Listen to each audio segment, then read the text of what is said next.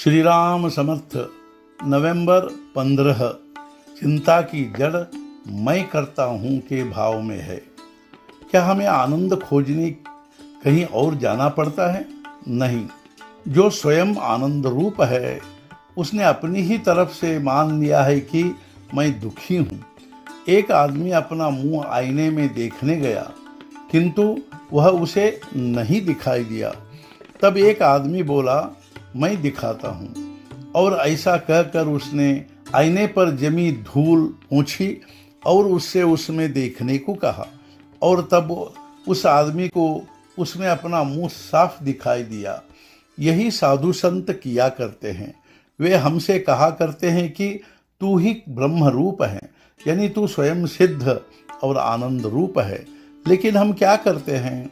हम समझते हैं कि यह गृहस्थी हमारी है और इसलिए उसका सारा सुख दुख हम अपने ऊपर लाद लेते हैं। जिसने उसे उत्पन्न किया है उसमें उसकी रक्षा करने की शक्ति होती है और अपनी इच्छा के अनुसार वह उसकी रक्षा करता भी रहता है, किंतु हम व्यर्थ ही अपने को उसका कर्ता मानकर सारी चिंता किया करते हैं। वैसे सच पूछो तो हमारे हाथ में है ही क्या? जो परमात्मा करना चाहता है वह वही करता है, किंतु हम मात्र व्यर्थ चिंता करके दम तोड़ते हैं। इसलिए चिंता छोड़कर हम भगवान की शरण जाए, हम उसके होकर रहे तो हमें सुख दुख न हो, तब हमें उस आनंद का लाभ होगा। चिंता बड़ी अजीब होती है। एक आदमी को उसके लड़के को अच्छी नौकरी मिले इसलिए चिंता थी। बाद में लड़के को मन लायक नौकरी मिल गई तो उसे उसकी शादी की चिंता हुई। कुछ समय बाद उसकी शादी भी हुई, लेकिन फिर बहू का व्यवहार घर में अच्छा नहीं है, यह देखकर उसे चिंता हुई। उसके बाद उसे बच्चा नहीं होता, इसकी चिंता हुई। कुछ समय बाद बहू को बच्चा हुआ, लेकिन फिर उसके बाद उसे फिट्स आने लगे, तब उसकी चिंता उसे सताने लगी। अंत में कुछ समय बाद उस बच्चे के फिट्स तो अच्छे हो गए, लेकिन फिर उस बूढ़े को ही फिट्स आने लगे और चिंता करते करते उसका दम टूट गया।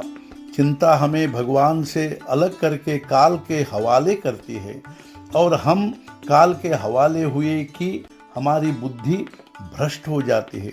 सच पूछो तो चिंता की जड़ अहंकार, ममत्व और कर्तृत्व के भाव में है, और खुद कर्तृत्व के भाव का मूल भगवान के विस्मरण में है। व्यवहारी आदमी बड़े चतुर होते हैं, वे भगवान को साक्षी रखकर चिंता करते हैं। यह तो उससे भी बड़ा अपराध है। अतः चिंता होना स्वाभाविक है, यह धारणा ही हमें अपने मन से निकाल देनी चाहिए। चिंता हमसे क्यों नहीं छूटती? इसका उत्तर बिल्कुल सरल है। असल बात यह है कि चिंता ने हमें पकड़ने के बजाय हम ही ने चिंता को कस के पकड़ रखा है।